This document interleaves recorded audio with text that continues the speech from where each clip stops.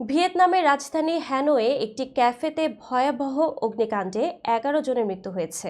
স্থানীয় সময় বুধবার রাতে এ মর্মান্তিক দুর্ঘটনা ঘটে। প্রত্যক্ষদর্শীরা জানান, ক্যাফেটি একটি ব্যস্ত এলাকায় অবস্থিত এবং সন্ধ্যার পর সেখানে অনেক মানুষ ছিল। হঠাৎ আগুন লাগলে আতঙ্কিত হয়ে সবাই প্রাণে বাঁচার জন্য দৌড়ে বের হওয়ার চেষ্টা করেন। তবে ততক্ষণে আগুন দ্রুত ছড়িয়ে পড়ে এবং ক্যাফের ভেতরে আটকা পড়েন বেশ কয়েকজন। স্থানীয় দমকল বাহিনী দ্রুত ঘটনাস্থলে পৌঁছালেও আগুন নিয়ন্ত্রণে আনতে বেশ কিছু সময় লেগে যায়। দমকল বাহিনী ও উদ্ধারকারীরা জানায়, বেশিরভাগ মৃত্যুর ঘটনা আগুনের তীব্রতা এবং দম বন্ধ হয়ে যাওয়ার কারণে ঘটেছে। ভিয়েতনামের প্রশাসন এই দুর্ঘটনার তদন্ত শুরু করেছে এবং নিহতদের পরিবারকে সহায়তার আশ্বাস দিয়েছে।